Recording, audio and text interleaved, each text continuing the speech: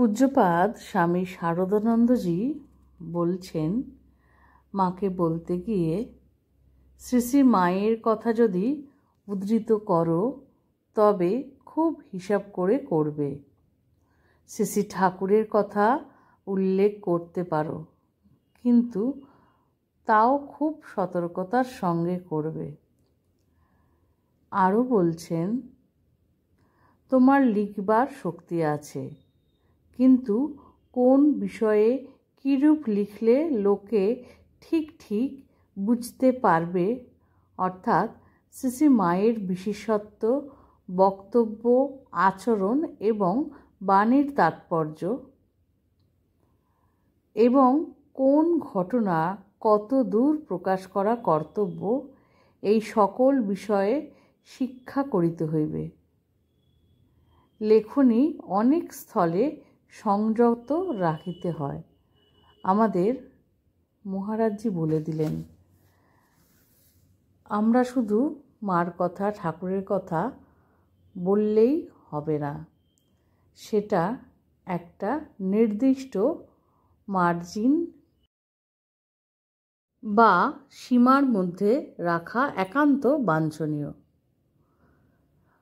একটি জায়গায় ভগিনী নিবেদিতা বলছেন, শ্রীমা যেন পূর্ণ বিশ্বাসের দর্পণ। যদি কাউকে একবার ভালোবেসেছেন, সে ভালোবাসা চিরদিনের জন্য। এই তার জীবন সত্য। স্বামী যোগানন্দের মৃত্যু শ্রীমায়ের কাছে দারুণ বেজেছিল। যখন দাহ করার জন্য তাঁর দেহ নিয়ে যাওয়া হচ্ছিল, তখন ওপরতলা দীর্ঘ ক্রন্দনে আকুল হয়ে উঠল। নিচে পূজার শব্দের সঙ্গে মিশে তা ছড়িয়ে পড়ল।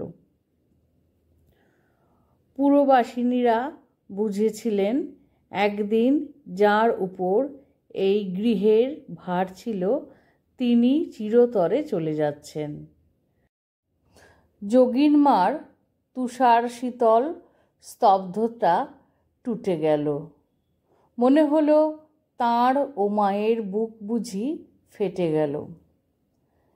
এই ঘটনার পর বেশ কিছুদিন পর্যন্ত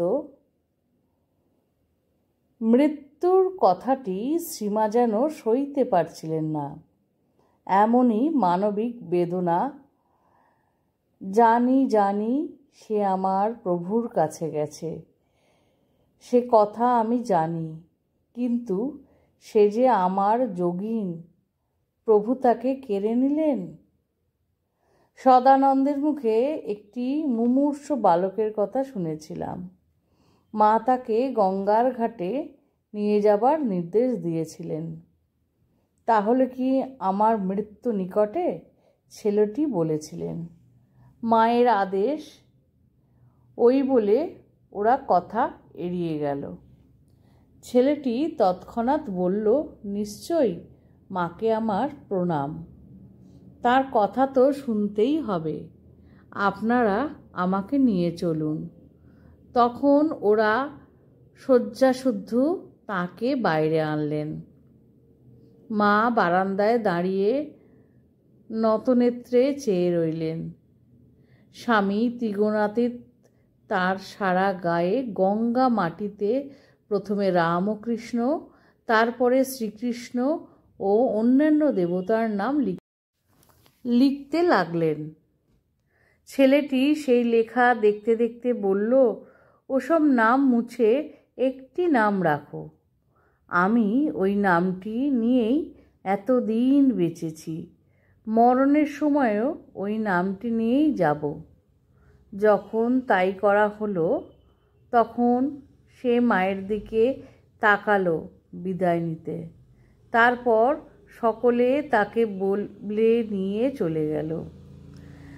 সারা পথ সে চমৎকার কথা বলল। নদী তীরে পৌঁছানো মাত্রই মৃত্যু। মুমূর্ষ বালকটি সন্ন্যাসীদের বলেছিলেন তাঁর গায়ের সব দেবতাদের নাম মুছে শুধু মার নাম অর্থাৎ সারদা লিখতে। আমাদের মা এই রকমই। মা জগতের মা। তাই তো মায়ের দেখা, মায়ের নাম, মায়ের ব্যক্তিত্বই যে কোনো মানুষের জীবনকে অন্য রূপ দান করে। আজকের ছোট্ট ভিডিওটি আশা করি ভালো লেগেছে। ভালো লাগলে সঙ্গে থাকবেন, আর খুব বেশি ভালো লাগলে বন্ধুদের মধ্যে শেয়ার করে দেবেন। শ্রী শ্রী ঠাকুর, মা, স্বামীজি, আমার গুরু মহারাজ এবং অন্যান্য মহারাজদের শ্রীচরণে শত কোটি প্রণাম নিবেদন করে আজকের ভিডিওটি শেষ করলাম।